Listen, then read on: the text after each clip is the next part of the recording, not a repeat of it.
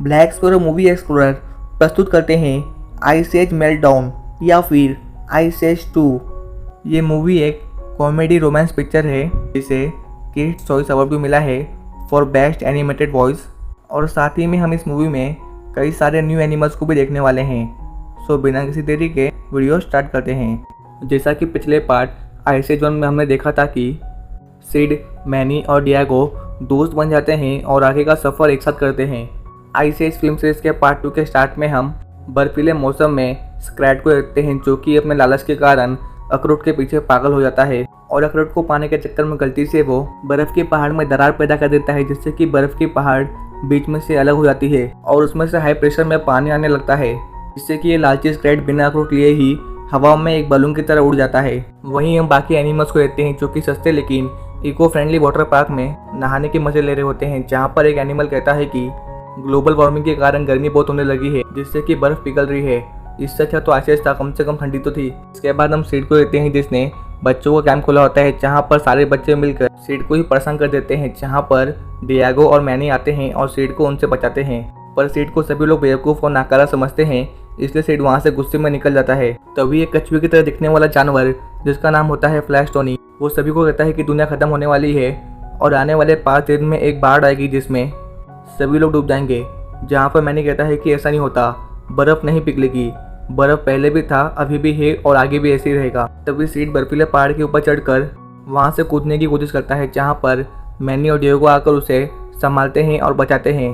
पर तभी इनके पैरों के नीचे से वो बर्फीली ज़मीन टूटते हुए अलग हो जाती है, जहाँ पर उस ज़मीन के नीचे बहुत सारा पानी होता है। और ये सब देखने के बाद मैनी वापस से उस जगह पे आता है जहाँ पे सभी जानवर होते हैं और वो सभी को कहता है कि फ्लैश टोन सही कह रहा है, बर्फ़ पिघल रही है और बाढ़ आने वाला है। लेकिन कोई भी उसकी बात पे विश्वास नहीं करता। तभी एक वल्चर आकर उन सभी को कहता है कि आज से 3 दिन बाद ज़मीन पिघलेगी और बाढ़ आएगा जिसमें सभी लोग मारे जाएंगे। लेकिन अगर इस बाढ़ से बचना है तो घाटी के अंत में पहुँचो जहाँ पर एक नाव है जिससे तुम सभी की जान बच सकती है। पर जो कोई भी इस बाढ़ में मारा जाएगा उसे हम खा लेंगे और ये बात मेरे लिए खुशी की बात है। इसीलिए सभी लोग नाव की ओर निकल पड़ते हैं। लेकिन हम देखते हैं कि पानी में एक बर्फ़ की चट्टान होती है जिसके अंदर 2 प्रीहिस्टोरिक क्रीचर्स होते हैं जो कि जमे हुए होते हैं, लेकिन अब वो धीरे धीरे मूव कर रहे होते हैं। वहीं सारे एनिमल्स नाव की ओर जा रहे होते हैं, जहाँ पर एक एंट ईटर मैनी को देख के कहता है कि देखो बच्चों, ये आखिरी बचा हुआ मैमथ है, क्योंकि आज तक उन्होंने किसी भी दूसरे मैमथ को देखा नहीं होता, इनफैक्ट मैनी ने भी। वहीं वो प्रीहिस्टोरिक क्रीचर्स बर्फ़ पिघलने से उसमें से आज़ाद हो जाते हैं। मैनी को भी कहीं ना कहीं इस बात पे भरोसा हो जाता है कि उसकी प्रजाति विलुप्त हो चुकी है और वो आखिरी बचा हुआ मैमथ है, इसलिए वो उदास होकर जंगल में आता है। तभी 2 चूहे डियागो और सीड को परेशान कर देते हैं और तभी मैनी को एक मैमथ मिलती है जो कि अपने आप को चूहा समझती है और वो पेड़ पे चढ़ने की कोशिश में गिर गई होती है।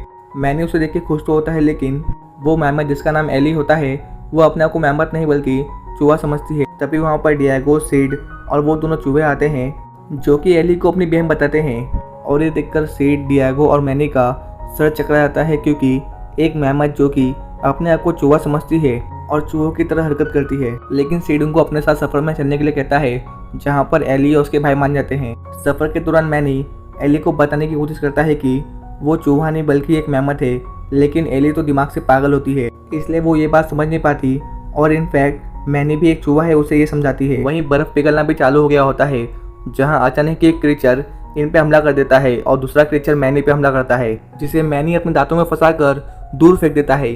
जहाँ ये क्रीचर्स पानी में से मैनी को एक खतरनाक लुक देते हैं। सीड को यहाँ ये पता चलता है कि डियागो को तैरना नहीं आता और उसे पानी से डर लगता है। वहीं मैनी ये सोचता है कि उसके इस बहादुरी के कारनामे की वजह से एली इंप्रेस हो जाएगी, लेकिन एली तो उसे जान बचाने का ज्ञान देकर वहाँ से निकल जाती है। फिर हम स्क्रैट को देखते हैं जिसे फाइनली अखरोट मिल जाता है, लेकिन उस पर ढेर सारी पिराना मच्छी हमला करती है, जिसमें से एक पिराना उसका अखरोट खा लेती है, जिसके बाद क्या स्क्रैट के अंदर का ब्रूस ली जग जाता है और वो सभी पिराना को मारकर अपना अखरोट ले लेता है। पर तभी एक बर्ड आकर उसका अखरोट ले आता है। रात में डियागो और सीड मैनी को कहते हैं कि तुम एली को पसंद करते हो ना, तो जाके अपने दिल की बात उसे बता दो, इससे पहले कि ये मौका हाथ से चले जाए, क्योंकि तुम ही तुम्हारे प्रजाति को बचा सकते हो। इसलिए मैनी एली के पास जाता है और उससे बात करता है, जिसके बाद ये दोनों जंगल में आते हैं। समझे आप लोग? हाँ समझे? खैर जंगल के अंदर जाते ही एली को एक पेड़ दिखता है, जिसे देखने के बाद वो बचपन के फ्लैशबैक में चली जाती है, जहाँ पर उसे ये याद आता है कि वो एक मेहमत थी जो कि अपने झुंड से बिछड़ गई थी, जहाँ पर उसे चूहे यानी बॉसम ने अडॉप्ट कर लिया होता है। इसलिए वो समझ जाती है कि वो चूहा नहीं बल्कि मेहमत है, जिसके बाद मैनी और एली में अच्छी बॉन्डिंग हो जाती है। वहीं हमारा नटखट स्क्रैट उस घोंसले में पहुंच जाता है अपने अखरोट के लिए, लेकिन उस घोंसले का चूजा स्क्रैट से उस अखरोट के लिए फाइट करता है और ये फाइट काफ़ी कॉमेडी होती है, जो कि आपको स्क्रीन पे दिख रहा है। लेकिन तभी उस चूजे की माँ आती है और वो स्क्रैट को घोंसले से बाहर फेंक देती है और अखरोट चूजा खा लेता है। वहीं सीड डियागो को एनकरेज करता है तैरने के लिए और साथ ही उसका पानी में डूबने का डर भी कम करता है। मैनी और एली अब अच्छे दोस्त बन जाते हैं, जहाँ पर मैनी एली को कहता है कि हमें कुछ करना चाहिए ताकि हमारी प्रजाति बच सके।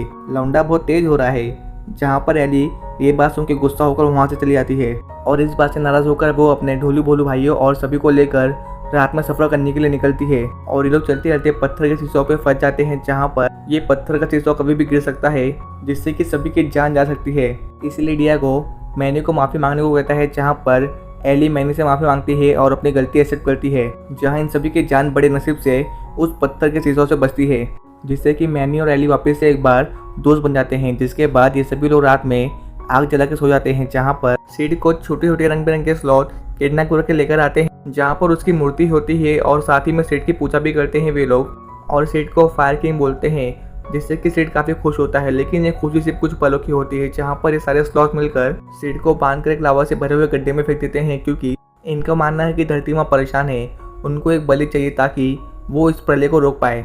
पर ये सीड है, नसीब से सीड उस गड्ढे में नहीं गिरता और वापस से उस मूर्ति के अंदर आ जाता है और मूर्ति के सहित वो वापस से अपने दोस्तों के पास आ जाता है। सुबह होती है और ये सभी देखते हैं कि पानी भर रहा है, इसलिए सभी लोग अपने सफ़र में निकलते हैं, जहाँ रास्ते में इन्हें वल्चर्स का झुंड मिलता है, जो कि इन्हें देखकर गाना गाता है। और कुछ दूर चलने के बाद ये सभी अपने डेस्टिनी पे पहुंच जाते हैं, जहाँ पर वो बड़ी सी नाव होती है जिसमें सभी जानवर होते हैं। लेकिन उस तक जाने का रास्ता काफ़ी जोखिम भरा होता है, इसीलिए एली उस रास्ते से आने के लिए मना करती है, लेकिन मैनी नहीं मानता। वो सीड और डियागो को लेकर उस रास्ते पर निकल जाता है। वहीं एली अपने भाई डोलू बोलू को लेकर दूसरे रास्ते से निकलती है, जहाँ मैनी, डियागो और सीड बड़ी मुश्किल से उस रास्ते को पार करते हुए नाव पे पहुंच जाते हैं और एली और ढोलू बोलू को ढूंढते हैं, लेकिन उन्हें एली नहीं मिलती। वहीं हमारा लालची स्क्रैट फाइनली घोंसले में पहुंच जाता है, जहाँ पर उसे उसका अनमोल अखरोट मिल जाता है। लेकिन तभी उस बर्फीले पहाड़ को तोड़ते हुए पानी फोर्स में आता है, जिसके अंदर स्क्रैट बह जाता है और वो पानी बड़ी तेजी से जंगल के अंदर आने लगता है। वहीं एली और ढोलू बोलू नाव तक नहीं पहुंच पाती और पत्थरों के बीच फंस जाते हैं। इसलिए ढोलू बोलू भागकर मैनी के पास जाते हैं और उसे सारी बात बताते हैं और पानी के अंदर वो दोनों खतरनाक क्रीचर्स पानी के साथ इनकी ओर बढ़ रहे होते हैं।